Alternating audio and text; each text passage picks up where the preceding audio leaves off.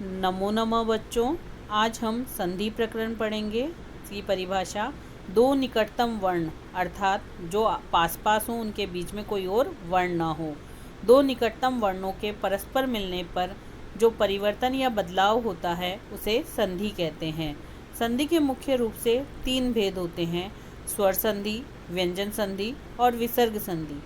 स्वर के स्वर से मिलने पर जो परिवर्तन होता है स्वर संधि कहलाती है। व्यंजन का स्वर या व्यंजन से जो मेल होने पर जो परिवर्तन होता है उसे व्यंजन संधि कहते हैं।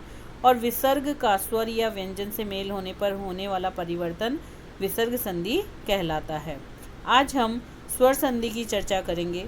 स्वर संधि के 8 भेद होते हैं: दीर्घ, गुण, वृद्धि, यण, अयादि, पूर्ण रूप, पर रूप और प्रकृति भाव।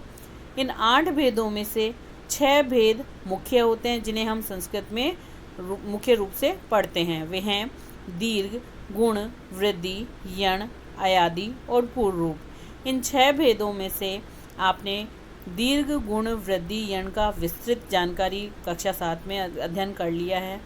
आज हम अयादि और पूर्ण रूप संधि को पढ़ेंगे। अयादि संधि, जैसा कि नाम से पता चल रहा है, अय आदि आदेश हो जिसमें। अयादि संधि, इसकी परिभाषा देखते हैं। पूर्व पद का अंतिम स्वर ए, ऐ, ओ या औ हो और उत्तर पद का प्रथम वर्ण कोई भी स्वर हो तो ए को अय, ऐ को आय, ओ को औ तथा औ को आव आदेश हो जाता है।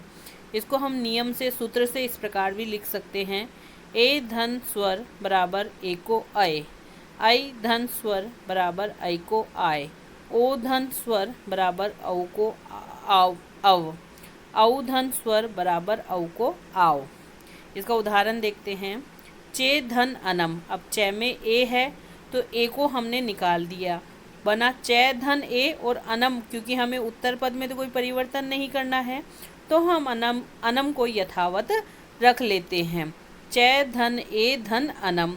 अब हमारी संधि के नियम से ए की जगह अय आदेश होना चाहिए, तो हम उसी प्रकार से ए को अय करते हैं तो स्थिति बनती है चे धन अय धन अनम। इस प्रकार हमें जो संधि युक्त पद प्राप्त होगा वो होगा चयनम। अब हम अयादि संधि का दूसरा उदाहरण देखते हैं। गय धन अकह, तो गय में अय है, उसके बाद ए है जो कि असमान स्वर है, तो अयादि का नियम लगा देंगे।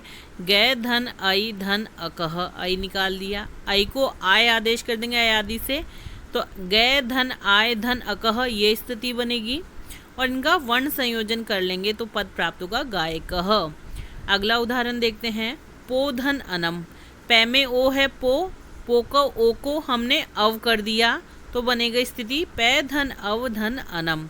वर्ण संयोजन करने पे संधि युक्त पद प्राप्त होता है पवनम।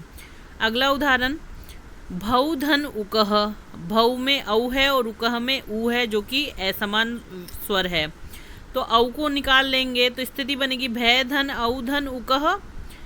अब भय के अब को तो समान रखेंगे, औ को आव आदेश कर देंगे अयादि नियम से, तो बनता है भय धन आव धन उकह। ये हमारा नियम बनेगा। इनका वर्ण संयोजन करने पे शब्द प्राप्त होता है भावुकह। तो बच्चों, इस प्रकार हमने अयादि संधि के नियमों को भली प्रकार से समझ लिया है कि किस प्रकार हम ए को आय, ऐ को आय, ओ को अव और औ को आव कर देते हैं। इन नियमों के द्वारा हमने अयादि संधि पूर्ण रूप से समझ ली है। धन्यवाद।